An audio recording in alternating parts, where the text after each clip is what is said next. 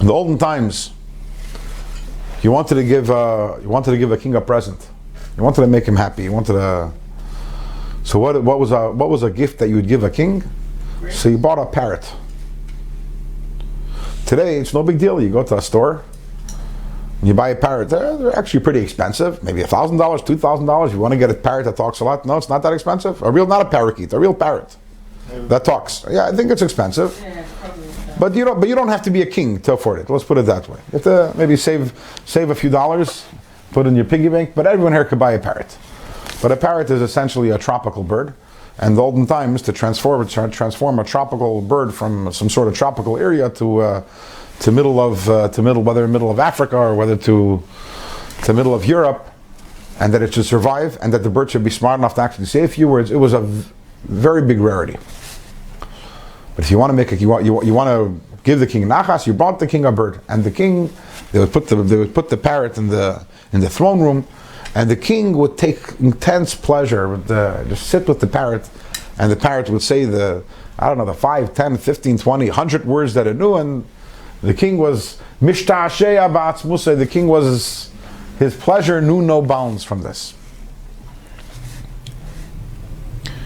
Now the question becomes, why is the king deriving pleasure from this parrot speaking?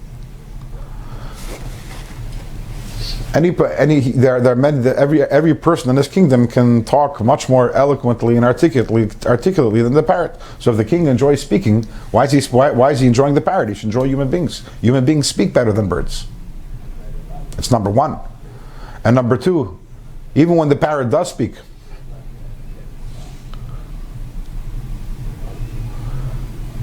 does the parrot understand what it's saying? Does it understand the meaning of the words? It doesn't. It's oisgelernt. It was trained. It's following. It's repeating based on the way it was trained. It doesn't understand what it's saying. So this parrot can say 100 words, and then you have human beings that speak tens of thousands of words. The parrot doesn't understand even what it's saying. A human being does, and yet the king gets nachas and pleasure from the parrot, and not from the human beings talking. Why is that? It's the novelty. It's the novelty of it. The tzipor hamdaberes, the bird that speaks, it's a novelty. Human being speaking, unfortunately, it's not a novelty. Not a novelty at all. But when a bird speaks, that's something which is unusual. And nachas comes from something that's unusual.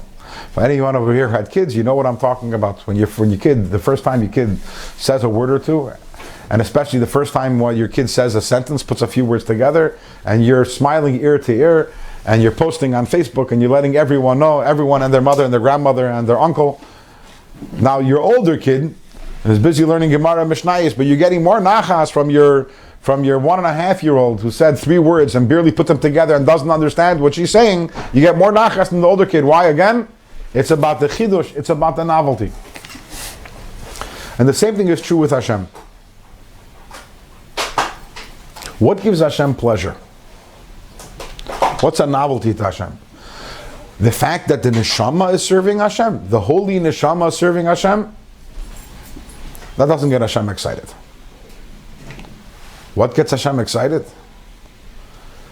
When a guf, when a nefesh bahamis, when your animalistic self, when your egotistical self, when your natural self, which naturally just wants olam haza and wants pleasure and wants gratification, and when that's transformed to kedusha, and when the guf is doing a mitzvah, and when you're forcing yourself to do whatever to do physical actions, and the physical body and the nefesh bahamis is engaged in doing a mitzvah, that brings pleasure to Hashem.